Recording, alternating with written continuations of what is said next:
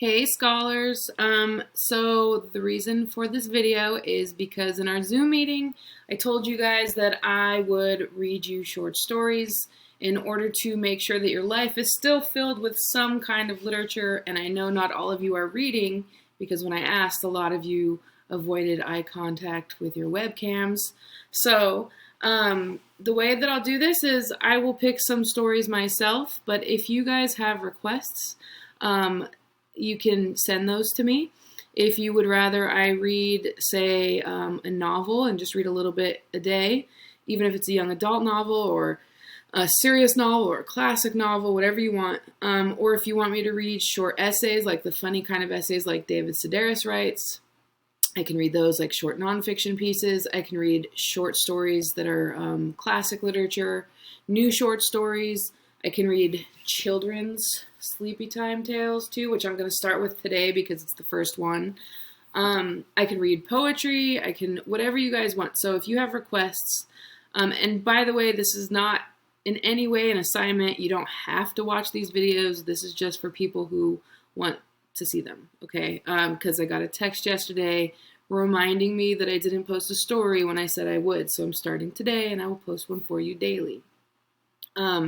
So today I'm going to start with a children's story because we'll just start small and we'll work our way up. And then again, I will take requests for other stuff. So I have like this whole book full of short essays that are really entertaining and really funny, a lot of them. And you might like these. And then I have literature too. So, and then again, if you have a request for a short story or a novel or anything, let me know. I will take requests. And if you want me to do anything else with these videos besides just reading you a story, tell me what you want. I am here for you. So today we're going to start with one of my favorite stories when I was really, really little, probably like before I was 5. And it is called The Poky Little Puppy. Okay. So first of all, I hope everybody's doing okay. Please don't be shy to like reach out to me if you need anything. Text me on Remind, email me, etc., etc. Okay, so here we go. Poky Little Puppy. Okay.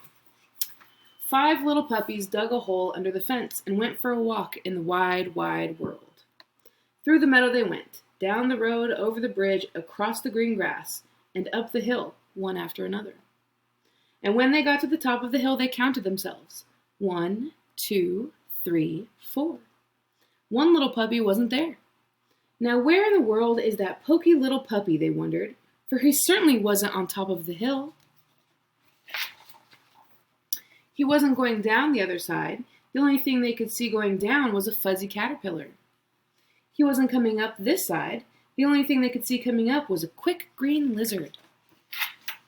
But when they looked down at the grassy place near the bottom of the hill, there he was, running round and round, his nose to the ground. Look at that tiny little buddy. That's so cute. What is he doing? The 4 little puppies asked one another. And down they went to see, roly-poly, pell-mell, tumble-bumble, till they came to the green grass, and there they stopped short. What in the world are you doing? They asked. I smell something, said the poky little puppy. Then the 4 little puppies began to sniff, and they smelled it too. Rice pudding, they said. And home they went as fast as they could go, over the bridge, up the road, through the meadow, and under the fence. And there, sure enough, was dinner waiting for them, with rice pudding for dessert. But their mother was greatly displeased. So you're the little puppies who dig holes under fences, she said. No rice pudding tonight. And she made them go straight to bed. But the poky little puppy came home after everyone was sound asleep. He ate up the rice pudding and crawled into bed, as happy as a lark. The next morning, someone had filled the hole and put up a sign. The sign said, Don't ever dig holes under this fence. But the 5 little puppies dug a hole under the fence just the same and went for a walk in the wide, wide world.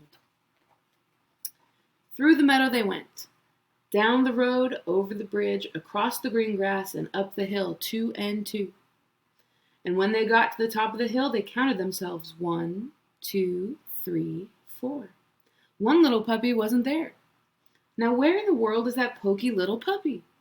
They wondered, for he certainly wasn't on top of the hill. He wasn't going down the other side. The only thing they could see going down was a big black spider. He wasn't coming up this side. The only thing they could see coming up was a brown hop toad. But when they looked down at the grassy place near the bottom of the hill, there was the poky little puppy sitting still as a stone, with his head on one side and his ears cocked up. "What is he doing?" the four little puppies asked one another, and down they went to see, roly-poly, pell-mell, tumble-bumble, till they came to the green grass, and there they stopped short. "What in the world are you doing?" they asked. "I hear something," said the poky little puppy. The four little puppies listened, and they could hear it too. "Chocolate custard," they cried. "Someone is spooning it into our bowls." And home they went as fast as they could go, over the bridge, up the road, through the meadow, and under the fence. And there, sure enough, was dinner waiting for them, with chocolate custard for dessert. But their mother was greatly displeased. "So you're the little puppies who will dig holes under the fences," she said. "No chocolate custard tonight." And she made them go straight to bed. But the poky little puppy came home after everyone else was sound asleep, and he ate up all the chocolate custard and crawled into bed, happy as a lark. The next morning, someone had filled the hole up and put a sign. The sign said, "Don't ever, ever dig holes under this fence." But, in spite of that, the five little puppies dug a hole under the fence and went for a walk in the wide, wide world. Through the meadow they went, down the road, over the bridge, across the green grass, and up the hill, 2 and 2. And when they got to the top of the hill, they counted themselves. 1, 2, 3, 4. One little puppy wasn't there. Now where in the world is that poky little puppy, they wondered, for he certainly wasn't on top of the hill. He wasn't going down the other side. The only thing they could see going down was a little grass snake. He wasn't coming up this side. The only thing they could see coming up was a big grasshopper. But when they looked down at the grassy place near the bottom of the hill, there he was, looking hard at something on the ground in front of him. "What is he doing?" the four little puppies asked one another. And down they went to see, roly-poly, pell-mell, tumble-bumble, till they came to the green grass, and there they stopped short. "What in the world are you doing?" they asked. "I see something," said the poky little puppy. The four little puppies looked, and they could see it too. It was a ripe red strawberry growing there in the grass. "Strawberry shortcake!" they cried. Look at that adorable strawberry. Can we just talk about that for a second?